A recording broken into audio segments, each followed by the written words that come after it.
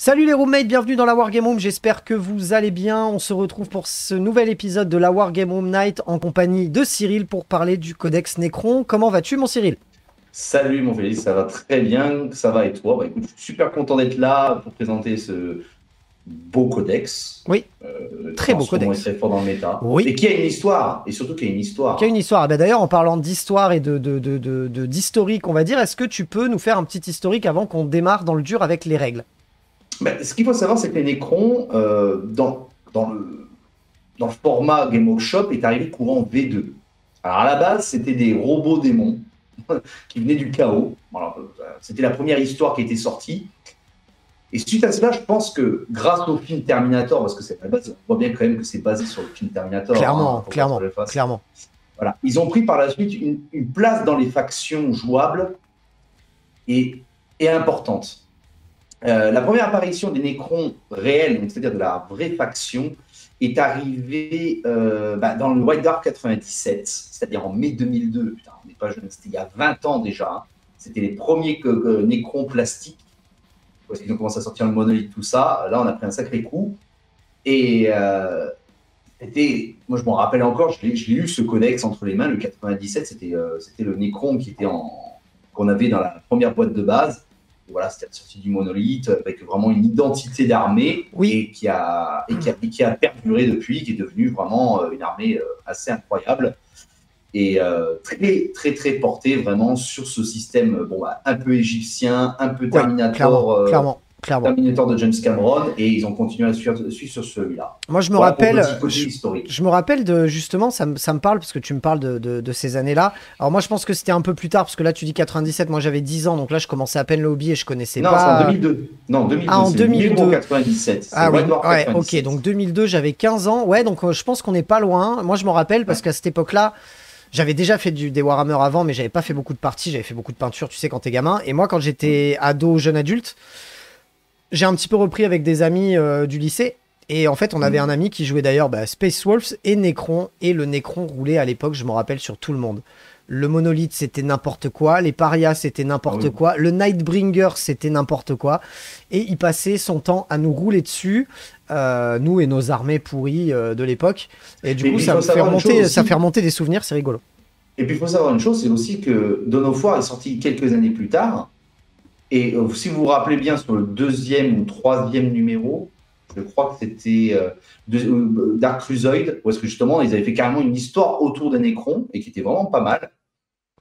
Et c'est pour ça que pour moi, c'est devenu, et encore aujourd'hui, en plus avec les nouvelles figurines qui sont sorties, c'est vraiment une faction qui est devenue incontournable et qu'en plus, on verra plus tard que dans le méta, c'est pas trop dégoûtant quand même. Ça rigole pas du tout, hein, le Necron. Hein. Bon. Maintenant qu'on a un petit peu compris ce qu'ils font récemment, on arrive un petit peu plus à contourner, on va dire, leur gameplay. Mais c'est pas évident. Hein. C'est pas évident pour tout le Euh, monde. Il y a des match-ups qui sont si, très, si, très, très compliqués. si Puis, tu joues bien si tu joues contre un bon joueur, on l'a eu lors de notre tournoi, le mec il gérait bien, c'était ah oui. impossible. Hein. Ah oui, oui, je crois que dans le top 3 du dernier tournoi auquel on est allé, Deuxième. il y avait, voilà, il Deuxième. y a un Necron qui a terminé deuxième, hein, mine de rien. Donc c'est Mhm. pas Tout du à tout, fait. du tout, du tout déconnant. Et d'ailleurs, en parlant de méta et etc., si tu as fait ton petit historique et que c'est bon pour toi, Mhm. est-ce qu'on passerait pas sur un petit aperçu, enfin un petit survol des règles générales? C'est parti. Allez, c'est parti. Allez, on va commencer par les règles générales. Je vais te donner la parole, Cyril, si tu as quelque chose à dire. Sinon, je vais pouvoir dérouler parce que j'ai quand même pas mal de trucs à dire au niveau des règles. Voilà, c'est pas vraiment des règles, c'est simplement parce que je la connais beaucoup moins que toi, parce que j'ajoute très peu. Pour moi, les Necrons, c'est une faction Xenos qui est très intéressante au niveau du méta, car ils ont des objectifs secondaires qui sont très, très fortes. Il ne faut pas se voiler la face, les objectifs secondaires sont très forts. Et en fait, le fait de rester chez eux leur permet de marquer beaucoup et de façon très rapide des points. Et en plus, difficile pour l'adversaire de le contrer. Il y a le système aussi, voilà, le système que je pense que tu parleras plus approfondi que moi, de tout ce qui est doctrine qu'ils ont. Je te laisse, moi, je pense, la parole sur ce sujet-là, parce que je pense que tu es beaucoup plus approfondi que moi pour ce sujet-là, donc je te laisse faire. Eh bien, écoute, oui, je comptais d'abord aborder ça, puisque comme n'importe quelle armée, on va devoir choisir un chapitre. Donc là, c'est une dynastie.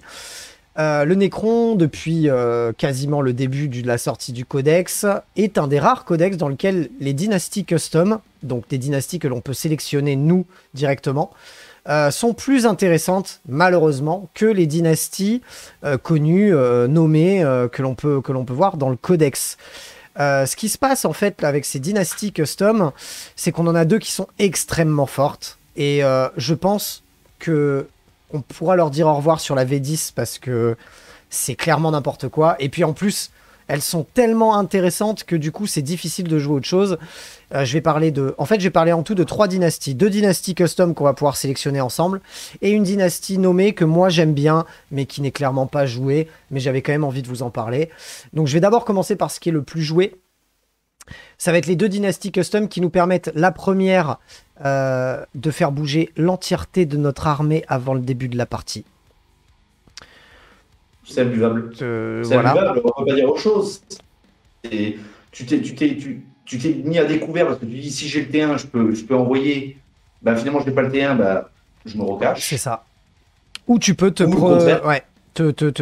t'envoyer vraiment sur la map et déjà aller sur tous les objets, etc. etc. C'est impinable. Et en plus de ça, parce que bah, il fallait bien en rajouter une autre, parce que c'est quand même pas assez fort cette connerie. Et ben en plus de ça, on peut avoir toute l'armée qui est objectif sécurisé. Et alors ça, pour marquer du primaire, les amis, c'est impinable. Et alors à l'époque, quand c'est sorti le codex, c'était pas tellement ouf que ça, parce que le reste du codex, tout ce qu'il y avait, les mécanismes, les coups en poing, etc., c'était pas complètement ouf. Maintenant, c'est n'importe quoi, et honnêtement, je crois que j'ai pas vu une seule liste Necron jouer dans d'autres dynasties que celle-ci. Je vais quand même donner une mention honorable parce que, bah, pour ceux qui me connaissent, vous savez que moi j'aime jouer des armées où il faut pas beaucoup réfléchir, où il faut aller droit devant et taper sur tout ce qui bouge. J'aime la dynastie Novok, qui permet en fait d'améliorer tout ce qui est lié au corps à corps. On va avoir des pénétrations d'armure améliorées, des attaques en plus, etc. Des relances ou des plus 1 à la charge. Des stratagèmes, un stratagème lié aussi au corps à corps qui va donner plus une attaque.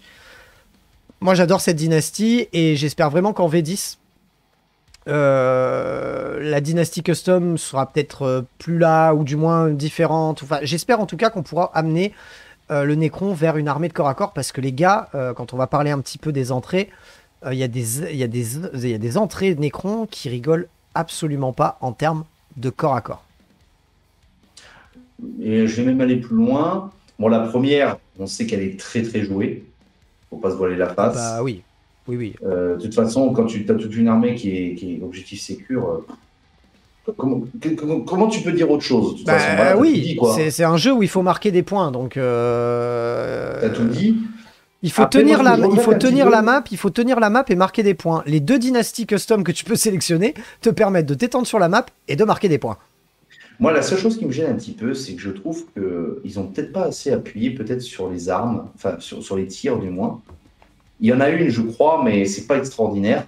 Et je trouve ça dommage parce que quand tu vois les faisceaux, quand tu vois la vidéo qu'ils ont fait pour la dernière pour la vénéfisation de Warhammer 40 000, on voit le faisceau qui atterrit sur la sorte de bataille, son bras il part en miettes.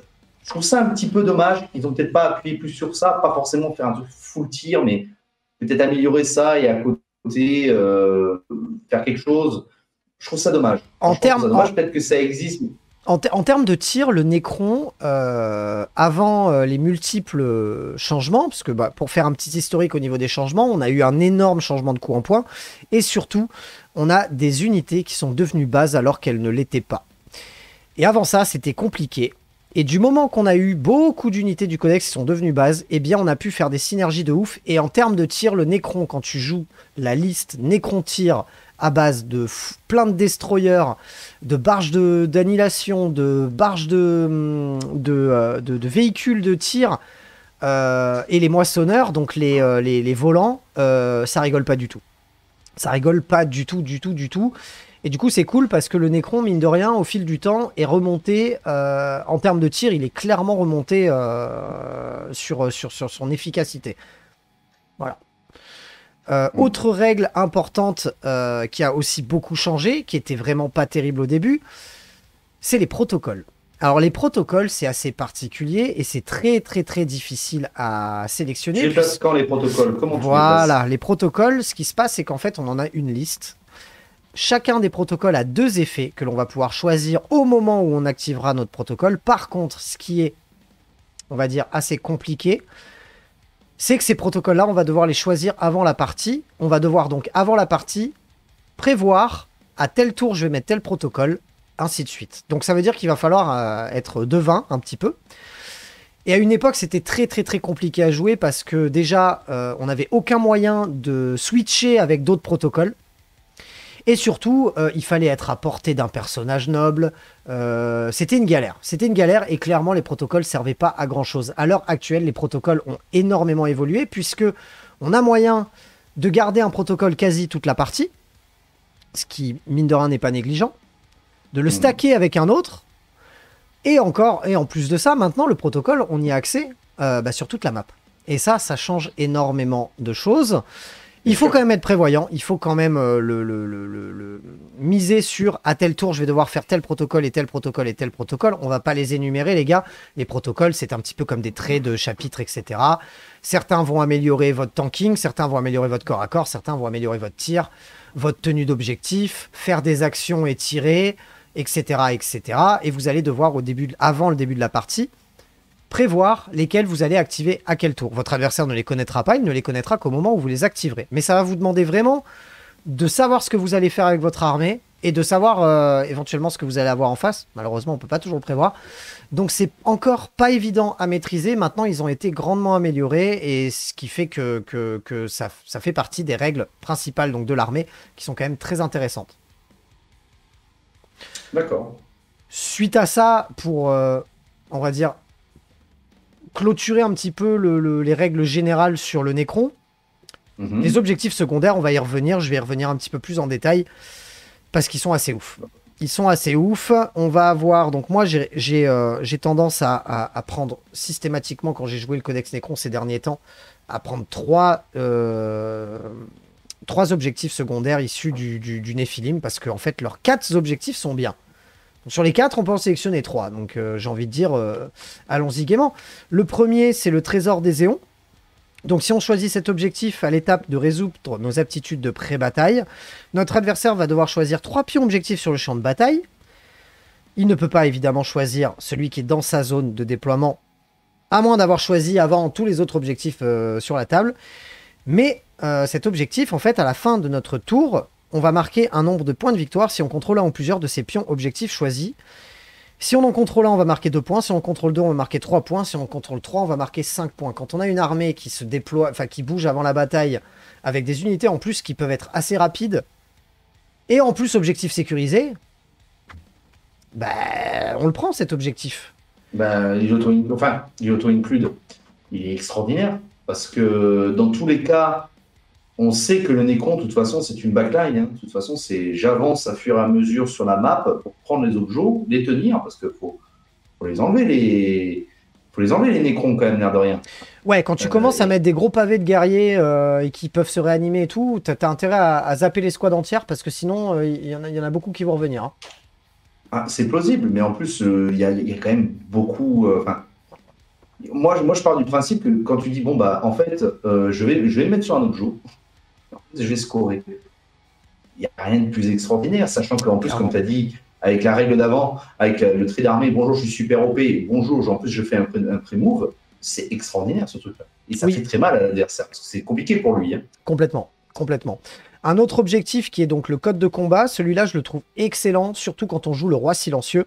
En fait, il va nous permettre de marquer à la fin de la bataille 3 points de victoire pour chaque unité ennemie détruite par une attaque de tir d'une unité noble. Et 4 points de victoire pour chaque unité détruite par une arme de mêlée d'une unité noble de notre armée durant la bataille. Alors, celui-là, je suis pas... il est bon. Et il est bon, mais en plus de ça, quand on tue un personnage, on va en plus gagner des points de commandement.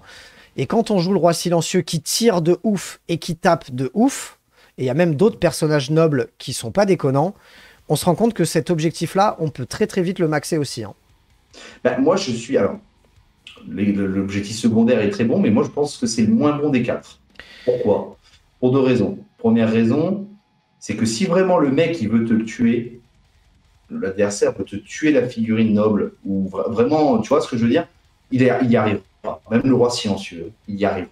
Le Et roi, le problème, c'est que c'est un petit peu toujours le même problème, tu vois. C'est toujours un petit peu le même problème, c'est que quand tu as ce type de stratégie, tu as intérêt d'être sûr, quoi. À part jouer des catacombes commandes, bon, voilà, ça va. Mais sinon, à part ça, ah non, c'est le roi. là, il faut le jouer dans l'optique de tu mets le roi silencieux, tu mets la barge de commandement, et tu mets éventuellement, pourquoi pas, c'est pas le plus ouf, mais tu mets éventuellement, pourquoi pas, le seigneur Scorpec, qui meule au corps à corps, et tu sais que sur tes 3 personnages, tu vas pas te les faire fumer direct, et tu sais que tu vas facilement arriver à marquer, allez, au moins 6, voire 9 points avec Le roi cette figurine. silencieux, moi, pour l'avoir pris 2 fois pendant des tournois, le roi silencieux, des fois, il ne faisait rien, quoi. C'est un petit peu le problème de ça, tu vois, c'est que c'est quand même un jeu de dés. Alors, j'ai pas dit qu'il était mauvais, j'ai simplement dit que c'était le moins bon. Le roi silencieux a perdu de sa superbe parce que ça devenait complètement n'importe quoi. Encore une histoire d'historique. Le roi silencieux, comme il est véhicule, à un moment, il a bénéficié du mot-clé base parce qu'il était véhicule. Et c'est devenu n'importe quoi, littéralement n'importe quoi. Et très récemment, hein, il y a moins de 2 mois, hein, on a eu une data slate qui fait que maintenant ils ont dit les personnages, par contre, faut pas déconner les gars, ils gagnent pas le mot-clé base. Donc forcément, bah, comme le roi silencieux est véhicule, mais qu'il est personnage, il perd ce mot-clé-là. Et évidemment, ouais, il a un petit peu perdu de sa superbe. Maintenant, je pense que cet objectif-là, tout de même, quand on construit son armée en fonction, il va être éventuellement plus intéressant que celui que j'aime le moins, qui est éliminer la vermine. Ouais, mais il faut que tu joues. Ah, bah, moi, je peux pas éliminer la vermine, par exemple. Et ben moi, je l'aime moins parce qu'en fait, il te rapporte qu'au maximum 2 points par tour. C'est Ouais, pas mais beaucoup, hein. tu sais que tu vas les scorer, quoi. Pas sûr, hein. Si t'as pas une armée qui. Enfin, quand je dis si t'es en backline, que tu sais ce que tu vas faire, tu sais qu'il n'y aura pas de frappe en profondeur. À part jouer contre les Tezenson ou les Grey Knights qui peuvent se téléporter, ou les démons, en fait, il n'y a personne qui va venir dans ta line. En fait. Non, c'est sûr, mais mine de rien, on marque un point de victoire pour chaque quart de table dans lequel il n'y a pas d'ennemis. C'est pour ça que je dis qu'on va souvent le marquer à 2 points par tour. C'est parce que généralement, tour 1, bah, il n'y aura pas d'ennemis dans tes 2 quarts de table à toi, mais il y en aura dans les 2 siens. Voire, selon certaines missions, peut-être pas, mais c'est rare. Ouais, mais regarde dans les derniers tours. Dans les derniers tours, tu es sûr de marquer 3, même les 4 points. C'est pas sûr parce que le Nécron a pas une létalité complètement ouf. Et du coup, souvent, le Nécron, en fin de partie, quand il a scoré comme un malade, il se fait quand même, des fois, souvent, pas de table rasée, mais moi, c'est... Ouais, moi, j'aime bien. Après, j'aime bien le système. Mais moi, je le préfère à celui d'avant. Donc, moi, je sais qu'il est beaucoup joué en plus. Hein, donc, parce que c'est des points plus ou moins faciles, en fait. Oui, en fait, oui. chez moi, je marque. Ouais, mais je trouve qu'il est pas... Pour moi, c'est celui que je trouve le moins obligatoire par rapport à ce que j'ai, en tout cas, de la maîtrise, enfin, de la maîtrise, si je puis dire, et de ce que j'ai joué, en tout cas, en écran. Celui que je trouve encore sympa, c'est le dernier, hein. Si on choisit donc cet objectif secondaire, c'est les machines antiques, ça va nous permettre que les unités base et canoptech Nécron de notre armée, elles vont pouvoir entreprendre une action. On va éveiller une machine antique, donc à la fin de notre phase de mouvement, une unité base ou canoptech Nécron de notre armée va pouvoir entreprendre cette action si elle a portée d'un objectif que on contrôle et qui n'est pas dans notre zone de déploiement et qui n'a pas déjà été éveillé par notre armée, bien sûr.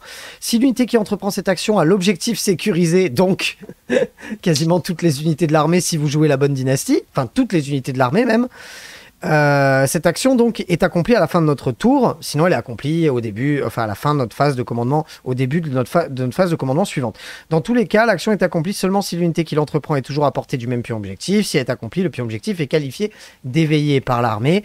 On marque 4 points de victoire chaque fois qu'une unité accomplit cette action. Chaque fois qu'une unité l'accomplit, c'est-à-dire on va pas le faire une fois et c'est mort, c'est à chaque fois qu'on l'accomplit. Ben, tu vois, c'est par exemple un truc que j'espère que Games va changer, tu vois.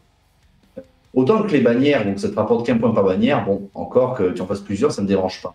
Mais un truc comme ça, c'est-à-dire qu'en gros, je me demande si ça n'a pas été faqué, mais en gros, ça veut dire qu'en fait, le mec, il va mettre 12 points. Non, mais je crois que ça a été faqué, Félix. Je crois que c'est qu'une fois, tu peux le faire par tour. Oui, non, tu peux le faire autant de fois que tu veux par tour. C'est juste que tu ne peux pas le faire sur un objectif qui a déjà été éveillé.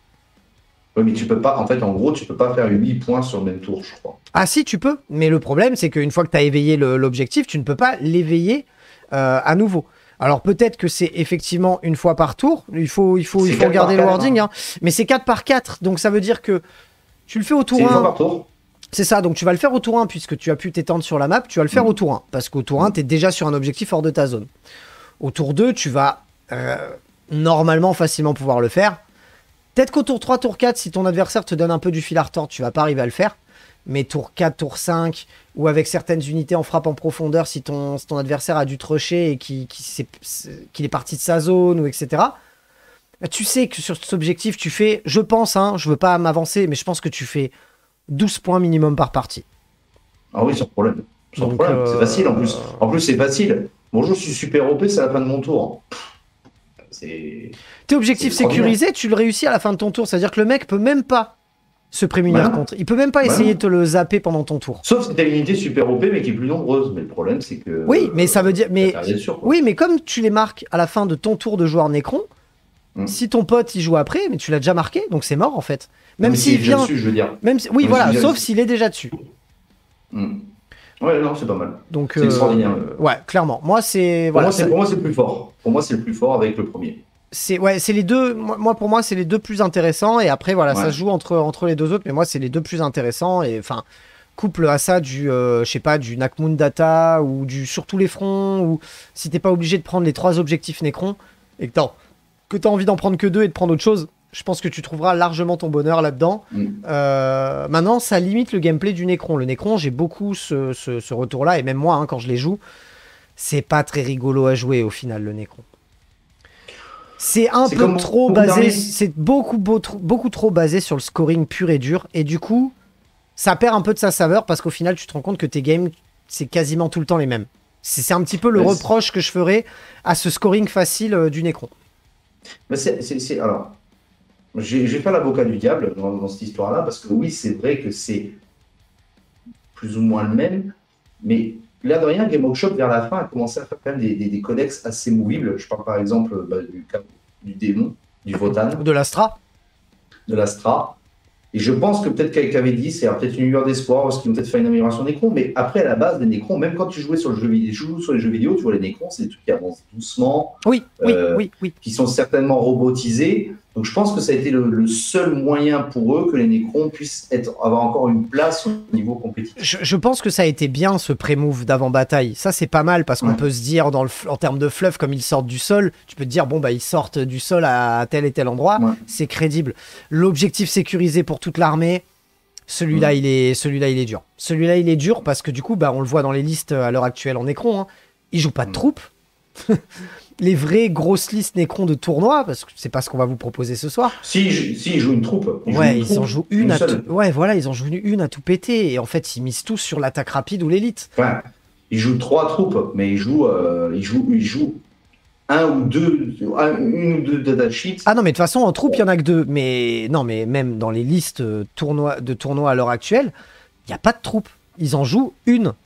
Et des fois, ils en jouent pas. Ils mettent que des détachements d'attaque rapide ou d'élite. Et ils jouent même pas de troupes. Parce qu'en fait, toute l'armée est objectif sécurisé. Qu'est-ce qu'on s'en branle d'avoir de la troupe?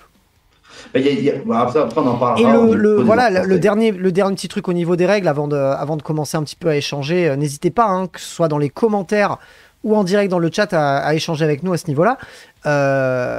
En termes de règles, le dernier point, c'est le protocole de réanimation, qui lui, contrairement à beaucoup d'autres règles de Nécron, n'est pas ouf. Il est ouf uniquement quand on joue des persos à 1 point de vie. Dès qu'on commence à jouer à des persos avec des figurines qui ont multiples points de vie, il va falloir faire une chier de réussite sur nos protocoles pour pouvoir en relever une. Parce que si on n'y arrive pas, on ne la relève pas. Pour ceux qui ne connaissent pas le protocole de réanimation, du moment que notre unité n'est pas détruite entièrement, dès qu'une séquence de tir ou une séquence de corps à corps se termine sur cette escouade, on va pouvoir lancer un nombre de dés équivalent au nombre de points de vie que l'on a perdu dans l'armée, dans l'escouade, et on va pouvoir relever des figurines du moment qu'on arrivera à leur donner leur point de vie maximum. C'est pour ça que le guerrier Nécron, le protocole de réanimation est très très bon. Par contre, pour tout ce qui est multi-points de vie, ça va commencer à être plus difficile de les relever. Je parle du Spectre, je parle du Scorpec, je parle de l'Ophidien, du Destroyer, etc. Même du Scarabs, hein, qui a 4 points de vie. C'est beaucoup plus difficile à relever. Et du coup, ce protocole de réanimation, qui a une époque, hein, il y a longtemps dans les versions, était vraiment pété, et ben dans cette version-là, il est beaucoup moins fort, sachant qu'en plus, on joue très peu de figurines mono PV. En fait, il n'y a que le guerrier Necron qui est mono PV. Et dans les grosses listes Necron, on ne joue pas de guerrier Necron. C'est trop cher pour ce que c'est.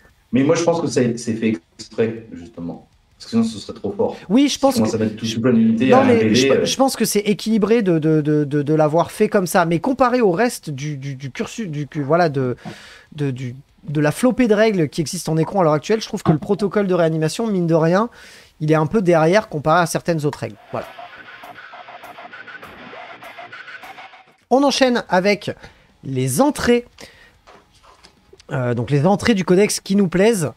On s'est fait chacun un petit top 3. Savoir encore une fois que ce que l'on dit ici, ce n'est pas une parole d'évangile, ce n'est pas juste de la méta, c'est des unités que l'on aime. Alors peut-être que Cyril sera un peu plus orienté sur le jeu pur et dur, et moi peut-être un peu plus orienté sur ce que j'aime au plus profond de mon cœur, même si ce n'est pas les trucs les plus forts. Bon, j'ai pas une parole d'évangile non plus. Hein. Non, c'est pas ce que je dis. C'est ce que je me suis pris dans la tronche lors de plusieurs tournois, donc je sais que ça avoine quand même pas mal. On remarquera le petit déclenchement de la fumée. On en parlera sur les prochains commentaires. Merci les gars, ça fait super plaisir. On va continuer cette rubrique histoire que ça soit fluide et on reviendra sur ce magnifique machine à fumer la prochaine fois qu'on parlera avec vous dans quelques minutes. N'hésitez pas, en tout cas, dans les commentaires ou dans le chat, nous dire ce que vous pensez de cette émission et si ça vous plaît, si le format vous plaît et les améliorations que vous aimeriez voir dans les prochains épisodes. On envoie sur les entrées du codex qui nous plaisent. Cyril, je te laisse la main. Quelle est ta première unité que tu kiffes dans ce codex? On va commencer par les QG, je pense. Ouais. Celui qui n'est pas des moindres, le roi silencieux. Alors autant il ne dit pas grand-chose. Non. C'est le roi qui dit rien, mais il fait beaucoup de bruit. Il fait beaucoup de bruit. Hein. Besoin d'en dire plus, de toute façon, déjà, elle est sublime au niveau hobby. C'est une magnifique figurine. C'est une figurine qui est sublime, avec ses 2 obélix à côté. De ouf. Et en plus, elle est top à jouer, parce qu'il y a beaucoup de PV il y a quand même pas mal de PV avec les menhirs, avec à la fois lui. C'est quelqu'un qui buff très très bien. Bon, bah, après, c'est un petit peu le grand patron, donc il buff très très bien.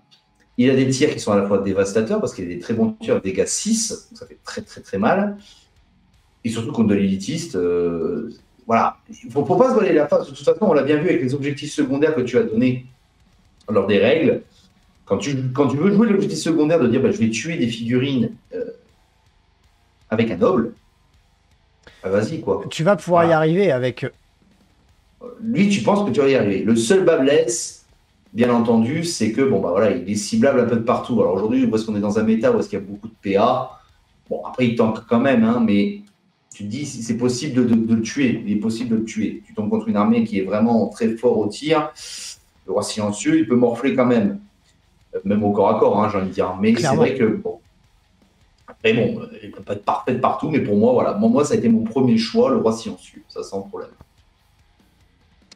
Je suis assez d'accord avec toi, c'est un très très bon choix.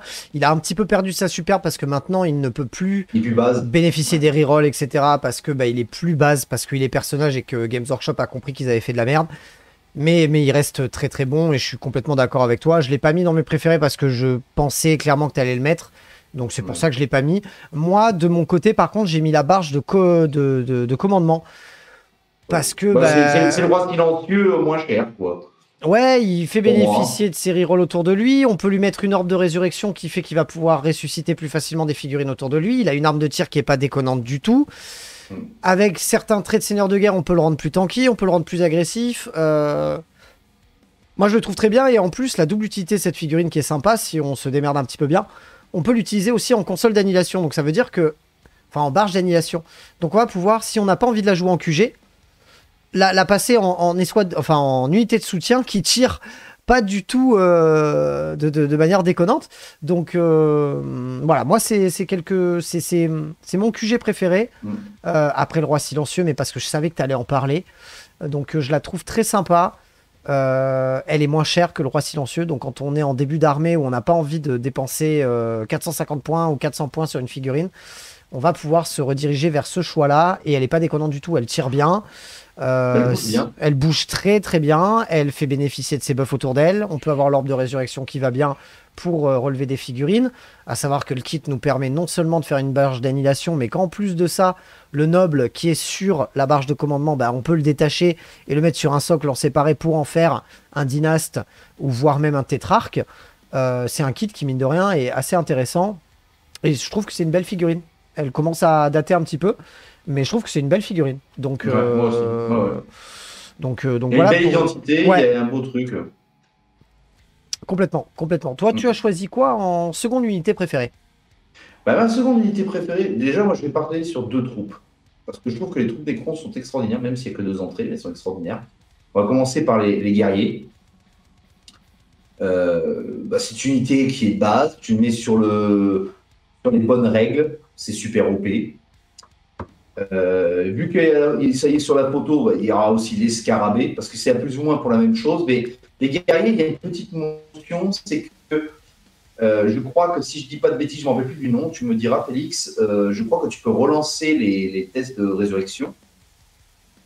Et Tu as c'est la, pas ça, c'est pas un truc tu as comme la ça. possibilité d'améliorer le test de résurrection sur les guerriers Voilà. selon certains équipements, etc. Et en plus de ça, c'est une unité qui est monopève et qui te permet Voilà. d'accumuler jusqu'à 20 Et la relance D1, figurines. t'as la relance D1. Donc, quand tu as un PV, tu as beaucoup plus de chances, surtout avec des gros packs, de relever Complètement. plus d'unités. Complètement. Et c'est super OP. Il y a pas plus à dire. Le scarabée, là, le truc qu'il y a, et pour moi, et on en a parlé plusieurs fois avec les lives, Le Scarab, par c'est contre, c'est de que. l'attaque rapide, mais si je me souviens bien, c'est ta troisième unité préférée, donc je préférerais qu'on en parle après.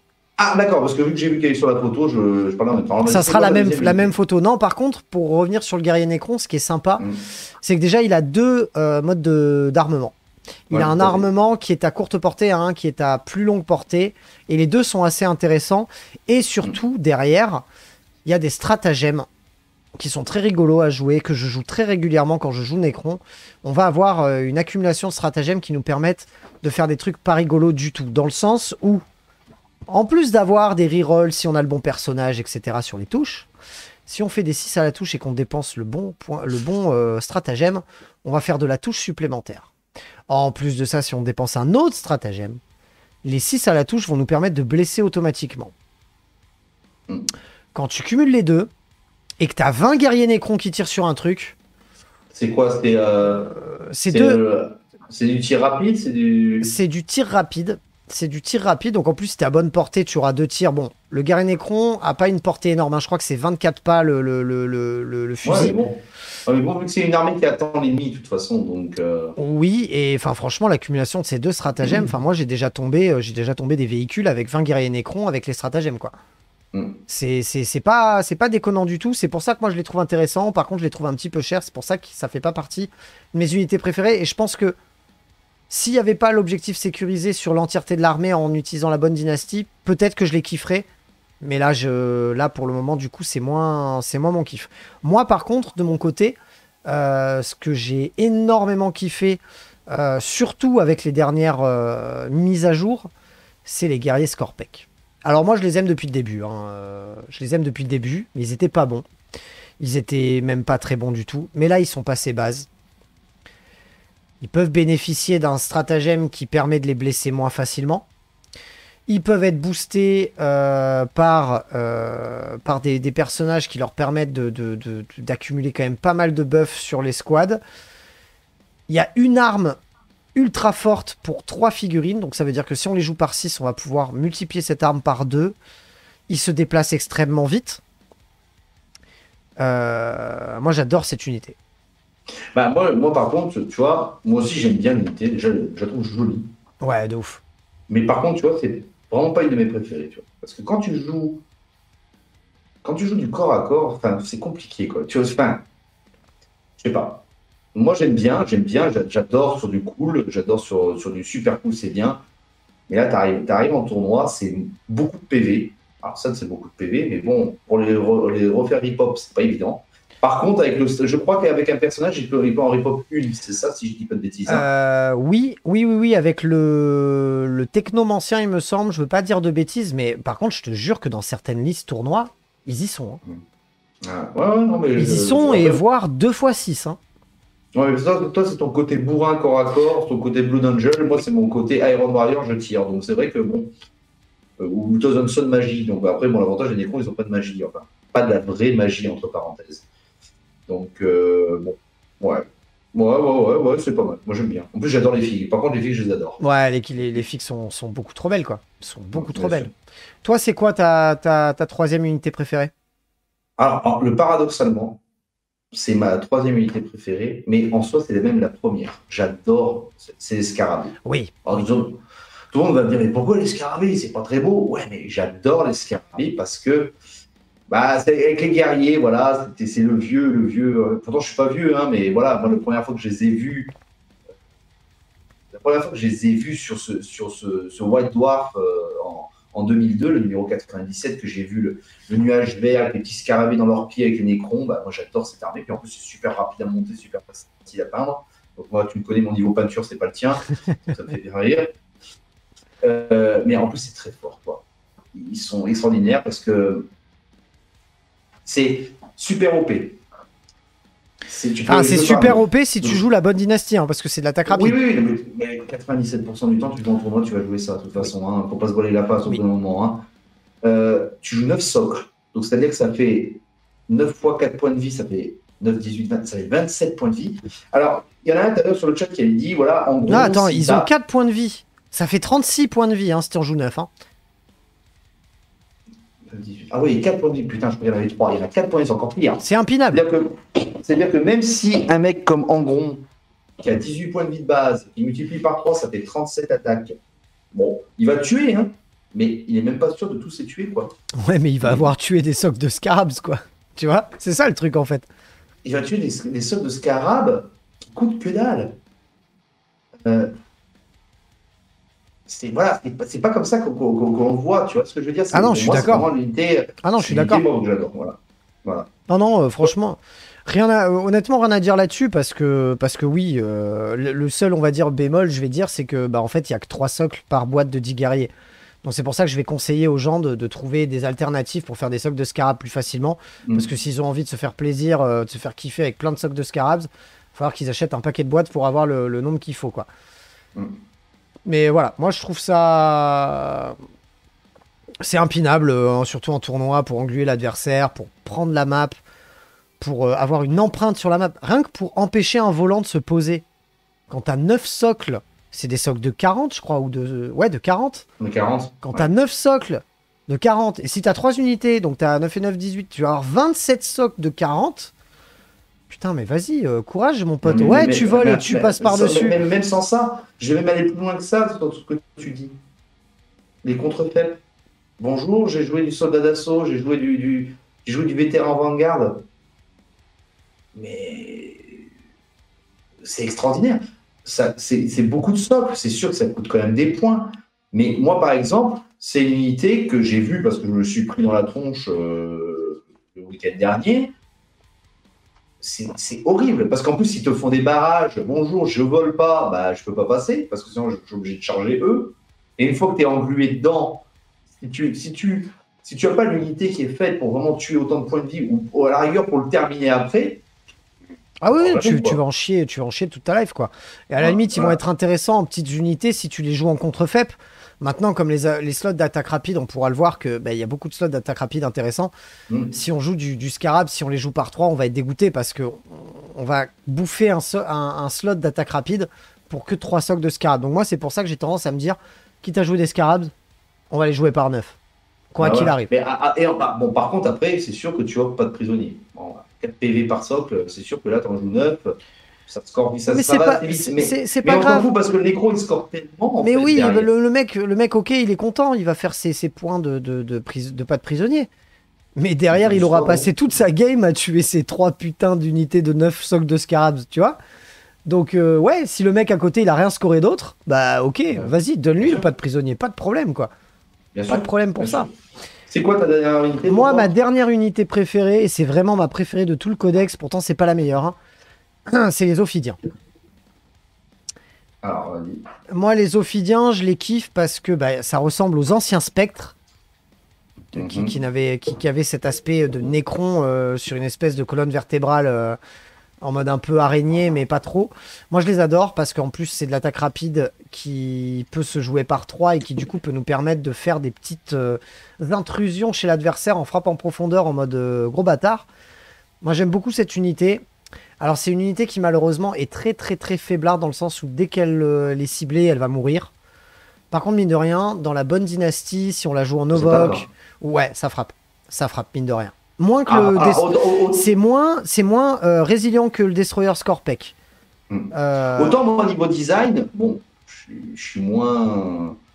J'aime moins. Mais je sais que c'est. Moi, je sais que c'est pas mal, hein. Et je sais qu'il y en a qui en jouent. Ouais, ils en jouent. Les gens en jouent. Et depuis que c'est devenu base, c'est revenu. On n'en jouait pas du tout avant. Faut pas se leurrer. Moi, j'en ai acheté 6 et j'ai ultra hâte de les jouer parce que j'adore les figurines. Moi, Après, les couleurs. vraiment, je kiffe de ouf et je trouve que depuis qu'ils sont devenus base, bah, ils ont mine de rien leur mot à dire. C'est pas l'unité la plus forte du codex, loin de là, mais c'est une unité qui est sympa et quitte à choisir dans les attaques rapides.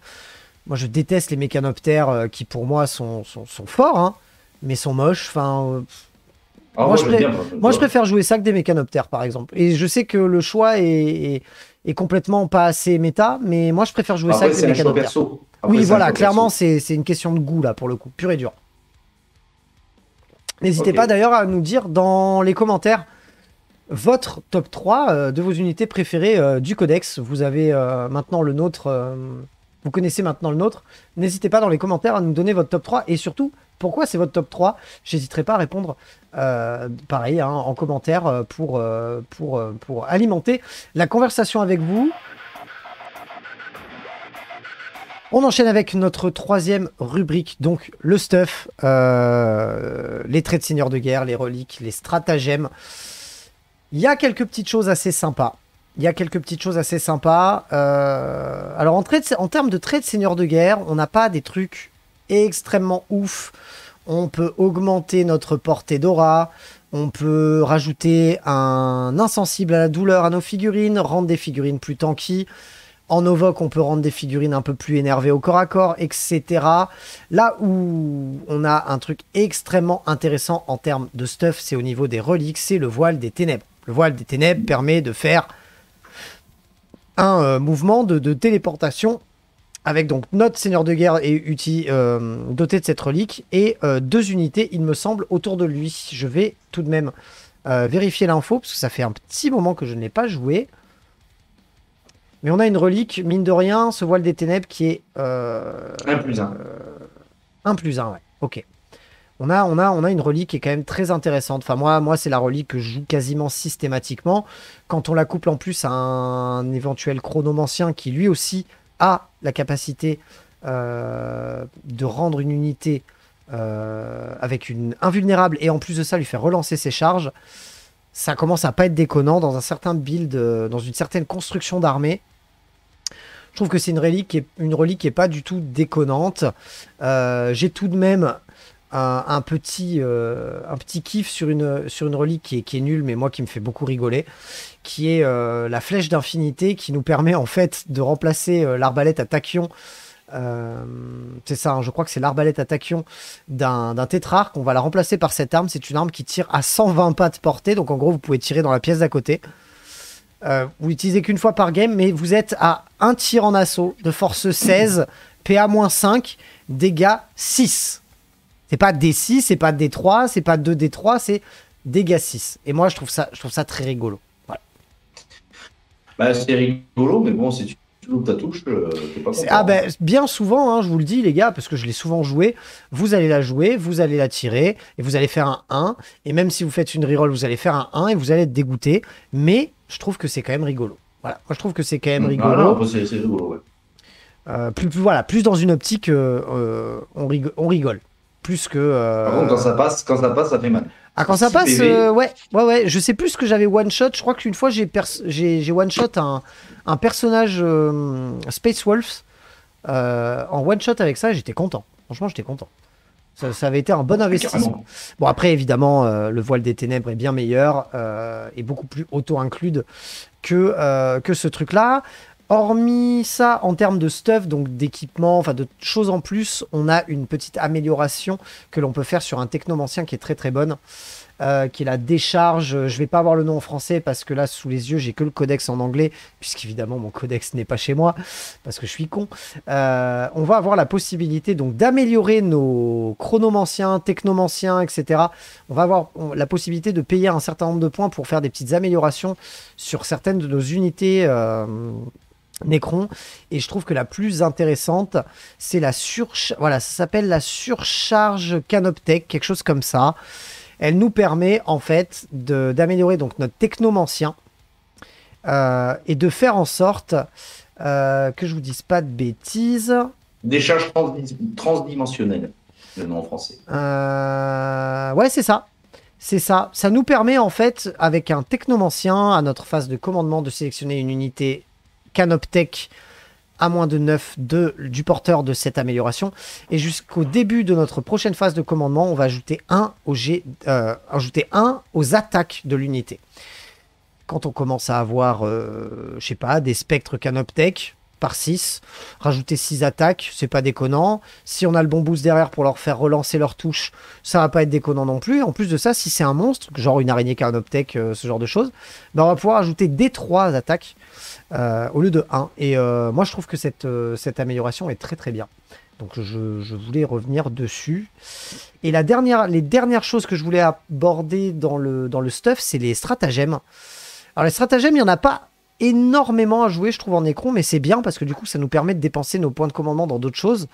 Des détachements, des reliques, des traits de seigneur de guerre, etc. Par contre, les stratagèmes que je trouve très sympas, c'est les stratagèmes liés aux guerriers Necron qui nous permettent, par exemple, pour un point de commandement, c'est le désintégration. Enfin, on va avoir en fait 2 stratagèmes, j'en ai parlé tout à l'heure, qui nous permettent de booster nos guerriers Necron et les tirs de nos guerriers Necron. C'est-à-dire que le premier va nous permettre de pop des touches en plus sur les 6. Le deuxième va nous permettre de blesser automatiquement sur des 6. Donc double effet qui se coule sur une seule et même arme. Et quand on joue des packs de 20 guerriers Necron, eh ben c'est pas déconnant. C'est pas déconnant du tout, et encore plus si on du prank plus de la blesse autour. Et si on les joue dans les bonnes dynasties avec des boosts sur la pénétration d'armure, etc. Enfin, ça peut commencer vite à devenir impinable.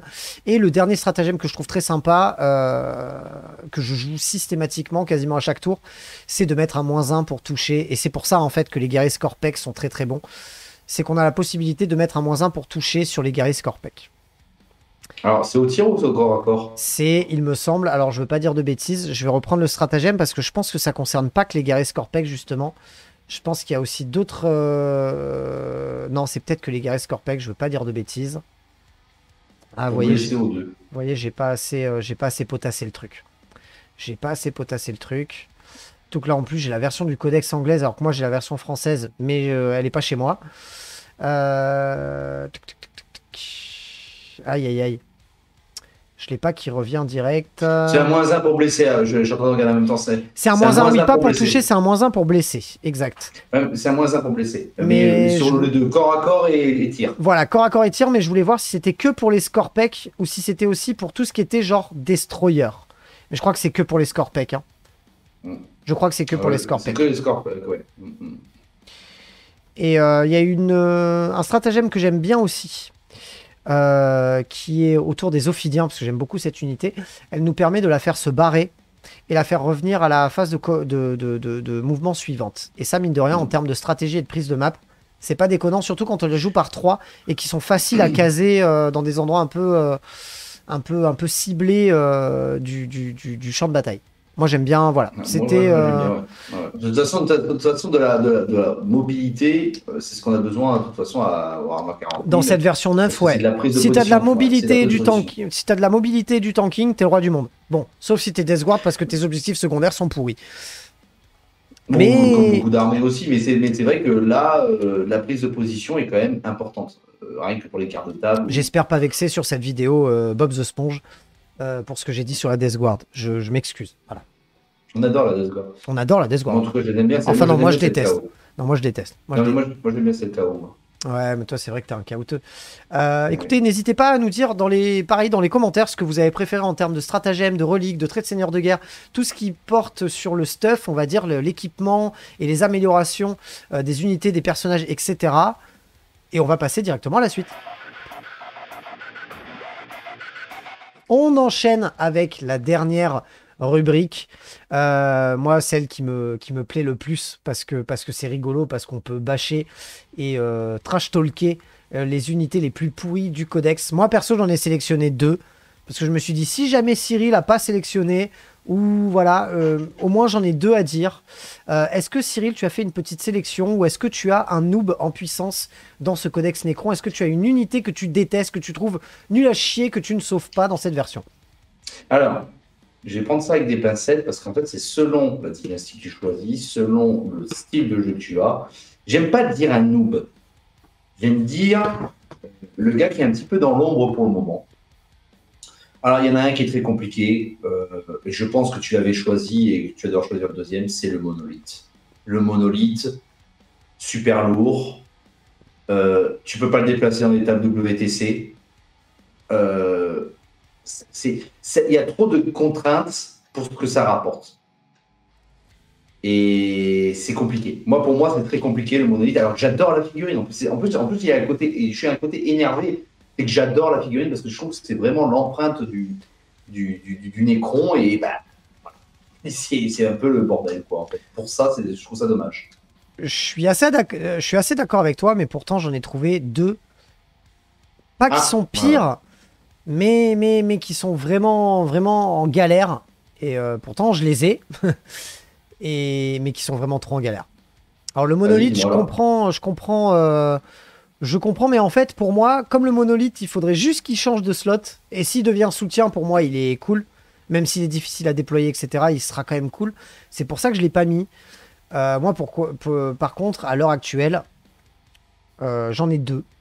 La première, qui pourtant, elle a été beaucoup jouée au début. Parce qu'en plus, elle était que dispo dans la boîte d'Indomitus, c'était les Cryptocères. Les Cryptocères, au début, moi, j'étais trop content d'en avoir 2x2 parce que j'avais 2 boîtes d'Indomitus grâce à Mathieu. J'avais la mienne et il avait la sienne. J'avais 2x2 Cryptocères. Et alors, à l'époque, en termes de secondaire, c'était la teuf. Les quarts de table. Les données de Nakmund, je crois, à l'époque. Ou peut-être encore un autre nom. Tu pouvais faire trop de trucs avec une unité qui coûtait 40 points. Et comme toutes les unités d'élite n'étaient pas bases, elles étaient nulles, les Scorpec, etc., c'était nul, et ben en élite, qu'est-ce que tu mettais? Parce qu'à l'époque, tu jouais des gros pavés de guerriers, parce que c'était comme ça que ça se jouait à l'époque, le Necron. Et ben tu les mettais, les 2x2 Cryptocères. Ça te coûtait rien, et ça te rapportait tellement de points. C'était tellement fort. Et en fait, maintenant, bah, c'est juste plus jouable du tout. Ça n'a plus aucun intérêt de les jouer. Plus aucun. Ouais, mais tu perds pas de slots, tu perds pas de trucs, tu perds pas de PC, tu crées pas de nouveaux détachements, donc bon. Non, mais par contre, tu ne les joues pas. Tu sélectionnes des unités d'élite, tu ne les joues pas. Donc pour moi, ils sont plus du tout sauvables. Et la deuxième, qui pour moi est même encore pire, et pourtant j'aime la figurine et je l'ai souvent joué, c'est le Destroyer X-Mark. Tu sais, c'est le Destroyer qui a 6 pistolets en mode je suis le cow-boy de l'Ouest là. Ah oui. C'est une figurine qui coûte 70 points, qui a 6 pistolets, qui mine de rien peut retirer si elle tue des figurines, mais elle est tellement situationnelle. Elle est tellement situationnelle que voilà, si tu tombes quand t'es content, oui, tu tombes contre sur des armées où il y a des packs de 10 gardes impériaux qui ont déjà de base une endurance de merde et une sauvegarde de merde, oui, tu vas le jouer. Mais sinon, tu vas jamais le jouer. Et c'est dommage parce que... Regarde l'orc, mec. Et l'orc, tu peux même plus. Tu peux même plus parce que l'orc, maintenant, il est passé en du 5. Donc du coup, alors que je l'ai joué et que j'ai rigolé, j'ai lavé un pack de 10 orcs, j'étais content. Mais c'était l'époque où l'orc était encore en endu 4. Après, il est beau. Hein. Par contre, la figurine est belle et moi, enfin, c'est pour ça que je m'étais jeté dessus. Je la trouve très très belle. Ouais, non, je suis d'accord. Bah, de toute façon, tu as toujours des unités de toute façon, dans les codex que déjà tu as le goût et les couleurs. Moi, je te dis, moi, pourquoi j'ai mis particulièrement le monolithe, c'est parce que j'adore cette figurine. J'adore cette figurine. Ouais, et que t'es dégoûté par les règles en fait. Je suis dégoûté par la règle. Non, mais je comprends. Qu'ils changent le slot, rien que ça, et ça sera peut-être plus jouable, mais le problème, c'est que moi, je pense que tant qu'ils n'auront pas allégé un petit peu les tables, ce qu'ils ne feront pas, et c'est normal, mais tant qu'ils ne mettront pas quelque chose pour faire que bah, justement le monolithe, il puisse, j'en sais rien moi, et après tu peux le jouer d'une autre façon, mais le souci c'est qu'il coûte pas mal de points, même au niveau financier, il coûte beaucoup d'argent maintenant. Oui, mine de rien, oui. Oui, c'est vrai. Donc ça fait mal, aux fesses d'acheter une figurine ce prix-là pour finalement qu'elle ne soit pas jouable, qu'elle soit compliquée à jouer. Non, mais je comprends pourquoi tu le mets dans ton choix de l'unité, on va dire, la plus détestable, entre guillemets, du codex. Je comprends carrément ton choix. Parce que mine de rien, voilà, c'est une unité qui est assez onéreuse et assez chère en coût en points. Et que bah, si on a envie de se faire un cul pour la jouer, on va souvent en être déçu à l'heure actuelle, en V9, en fin de V9, etc. etc. Donc je comprends carrément.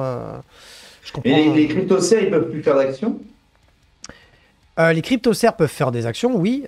Par contre, bah, les données de Nephilim, bah, c'est pas. Voilà, donc tu vas rater tes données de Nephilim les 3 quarts du temps. Non, enfin, oui, ils peuvent faire des actions. Mais quelles actions tu veux leur faire faire? Tu vois, c'est ça le problème. Bah, ouais. Non, t'as raison sur le fond. Pour moi, maintenant que beaucoup des squads d'élite comme les Scorpec, etc., sont devenues bonnes, bah, t'as pas envie de le jouer, les squads de cryptocères. Ça se sort plus, quoi. Et pourtant, Dieu sait que moi, je kiffais les jouer en début de version. Ah ouais, je suis d'accord avec toi. N'hésitez pas à nous dire dans les commentaires, pour vous, ce qui est l'unité la plus pourrie du codex, et nous dire pourquoi, pour qu'on puisse en discuter ensemble dans les commentaires. On va enchaîner.